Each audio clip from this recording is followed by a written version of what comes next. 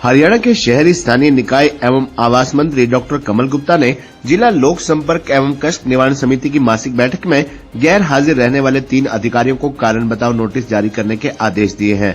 इसके साथ ही सभी अधिकारियों की एसीआर में भी टिप्पणी अंकित करने के निर्देश दिए हैं। खास बात यह है कि कोई भी एचओडी जिला लोक संपर्क एवं कष्ट निवारण समिति की मासिक बैठक में अपने अधीनस्थ अधिकारी को बैठक में नहीं भेजेगा और एचओडी को स्वयं बैठक में उपस्थित रहना होगा। इतना ही नहीं, कैबिनेट मंत्री ने गांव छपरा छपरी में छात्राओं की समस्या का समाधान करते हुए रोडवेज विभाग के जीएम को तुरंत प्रभाव से स्कूल आने जाने के लिए बस सेवा शुरू करने के निर्देश भी दिए। कैबिनेट मंत्री डॉक्टर कमल गुप्ता बुधवार को देर शाम न्यू लघु सचिवालय के सभागार में जिला लोक संपर्क एवं कष्ट निवारण समिति की 9वीं बैठक को संबोधित कर रहे थे। इससे पहले कैबिनेट मंत्री ने कुरुक्षेत्र वासियों को नववर्ष की शुभकामनाएं दी और अधिकारियों को नववर्ष में पूरी मेहनत और ईमानदारी के साथ काम करने के लिए कहा। इसके साथ ही अधिकारी सरकार की नीतियों योजनाओं का लाभ समाज के अंतिम व्यक्ति तक पहुंचाने का काम करेंगे। उन्होंने अधिकारियों को निर्देश दिए कि लोगों की शिकायतों को मार्क करके संबंधित विभाग के एचओडी के पास भेजा जाता है। संबंधित एचओडी इस शिकायत पर गंभीरता से काम करना सुनिश्चित करे। अगर कहीं भी लापरवाही सामने आई तो संबंधित अधिकारी के खिलाफ कार्रवाई करने में देरी नहीं की जाएगी। उन्होंने गांव सिरसिमा निवासी किरण गुप्ता की शिकायत पर सुनवाई करते हुए पुलिस प्रशासन का पक्ष जाना। इस मामले में अभी एफएसएल की रिपोर्ट आनी शेष है, इसलिए इस मामले पर अगली बैठक में समाधान करने का आश्वासन प्रार्थी को दिया है। शुगर मिल कर्मचारी यूनियन के महासचिव राम कुमार द्वारा फर्जी सर्टिफिकेट के आधार पर शुगर मिल में नियुक्तियां करने के मामले को कैबिनेट मंत्री ने गंभीरता से लिया। उन्होंने इस मामले में मिल के एमडी का पक्ष भी जाना और सभी की दलीलें सुनने के बाद मामले की जांच एडीसी को करने के आदेश दिए।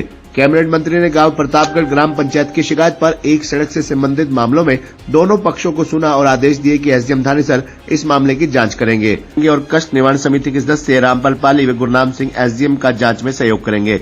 कैबिनेट मंत्री ने गांव छपरा छपरी की ग्राम पंचायत की शिकायत पर उप आबकारी एवं काराधान आयुक्त के साथ साथ प्रार्थी पक्ष को सुना। दोनों पक्षों के तथ्यों को जानने के बाद कैबिनेट मंत्री ने आदेश दिए कि शराब के ठेके के सामने पीसीआर की ड्यूटी लगाई जाए ताकि कोई भी व्यक्ति शराब पीकर हुड़दंगबाजी न कर सके। इसके साथ ही ग्राम पंचायत में वीरवार से ही छात्राओं के लिए बस सेवा शुरू करने के आदेश दिए गए। इस बैठक में कष्ट निवारण समिति के सदस्य साधु सिंह, मदन लाल, मनदीप विर्क, सुरेंद्र जैन, विशाल सिंगला, सुखदेव सिंह, नरेंद्र सिंगल द्वारा रखी गई शिकायतों पर भी अधिकारियों को गंभीरता के साथ निपटान करने के निर्देश दिए गए। उपायुक्त शांतनु शर्मा ने कैबिनेट मंत्री का स्वागत करते हुए एजेंडों की शिकायतों पर विस्तृत प्रकाश डाला। इस मौके पर विधायक सुभाष सुधा, एडीसी अखिल पिलानी, जिला परिषद अध्यक्ष कंवलजीत कौर, भाजपा जिलाध्यक्ष रवि बतान, जजपा के जिलाध्यक्ष कुलदीप जखवाला, डीएसपी प्रदीप कुमार, डीएसपी सुभाष चंद्र आदि अधिकारी उपस्थित रहे। विधायक सुभाष सुधा ने कहा कि थानेसर शहर के लोगों की इंतकाल से संबंधित समस्या को दूर करने के लिए विशेष शिविर लगाए गए थे। इन शिविरों में लगभग 200 लोगों ने रजिस्ट्री होने के बावजूद भी इंतकाल न होने का आवेदन किया था। इन आवेदनों को आगामी कार्रवाई के लिए तहसीलदार व नायब तहसीलदार थानेसर को भेजा गया था। इन अधिकारियों ने 200 में से केवल 2-3 इंतकाल ही किए हैं। इस मामले में विधायक सुभाष सुधा ने कई और विषय भी रखे। विधायक की शिकायत पर कैबिनेट मंत्री ने कड़ा संज्ञान लिया और राजस्व विभाग के अधिकारियों को इंतकाल करने के आदेश भी दिए। इन आदेशों पर उपायुक्त ने तहसीलदार को निर्देश दिए हैं कि सभी आवेदनों पर दोबारा विचार विमर्श करके जल्दी से जल्दी इंतकाल किए जाए। हरियाणा के शहरी स्थानीय निकाय एवं आवास मंत्री डॉक्टर कमल गुप्ता ने जिला लोक संपर्क एवं कष्ट निवारण समिति की 9वीं बैठक में 15 में से 12 शिकायतों का मौके पर ही समाधान किया। इनमें सेक्टर 7 निवासी सुरेश कुमार, मोहल्ला माजरी शाहबाद निवासी अनिल कुमार, शिव मंदिर कुरुक्षेत्र से सुभाष चंद्र शर्मा, पिहोवा के गांव टीकरी से सुशील कुमार, गांव छज्जूपुर से करमचंद, लाडवा से नरेंद्र सिंह, कल्याण नगर थानेसर से मांगेराम, गांव वारना से रामदिया, गांव छपरा छपरी की ग्राम पंचायत सेक्टर 8 से मकान नंबर 1395 से कृष्ण कुमार, शीतला माता मंदिर छोटा बाजार से सुरेंद्र कुमार व पिहोवा के गांव चनालहेड़ी से राजकुमार की शिकायत शामिल है। खबरनामा हरियाणा के लिए डॉक्टर राजेश वधवा की रिपोर्ट। कितनी शिकायतें थी, कितनों का निपटारा हुआ? सबसे पहले तो मैं आप सबका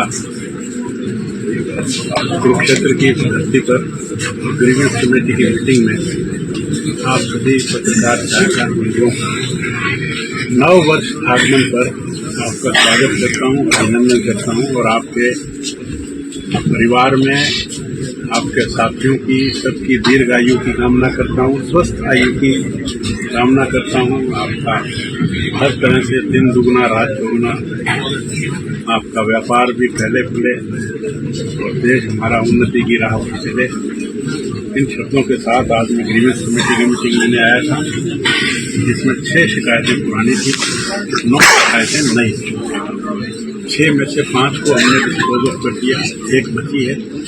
और बाकी जो 9 हैं उनमें से 7 को डिस्पोज ऑफ कर दिया, 2 बची है, 3 बची है 12 में से 15 में से। शिकायतें मिक्स्ड नेचर की थी, कोई बैंक से लोन नहीं हुआ तो कोई आपस का झगड़ा, तो नाली का झगड़ा, तो सड़क ऊपर नीचे का होना, कोई FIR होना, तो इस तरह की मिक्स तरह की सब कंप्लेंट थी। तो हमने सबकी सुन के उसको दूर करने का प्रयास किया है।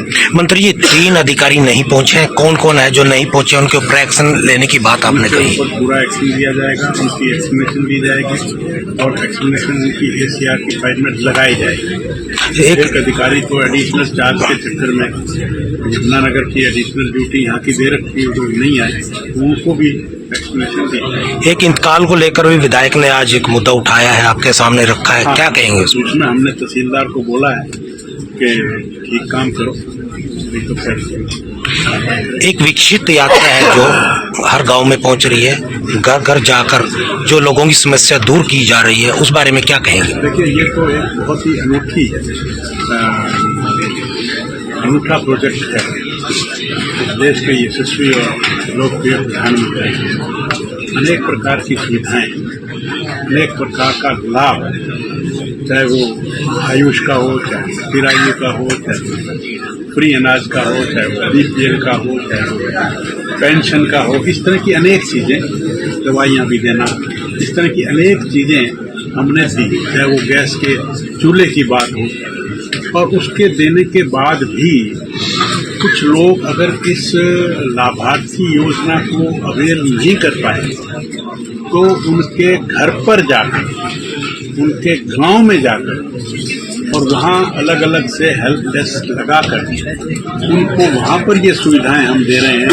एट द स्पॉट उनके कार्ड बना रहे हैं, एट द स्पॉट उनके BPL के, उनकी पेंशन के, उनके ओल्ड एज के, उनकी आयुष के, इस तरह की गैस चूल्हा अगर कोई आकर हमारी बहन कह देती है गैस, तो ऑनलाइन उसी वक्त बनाकर उसको कार्ड दे दिया जाता है।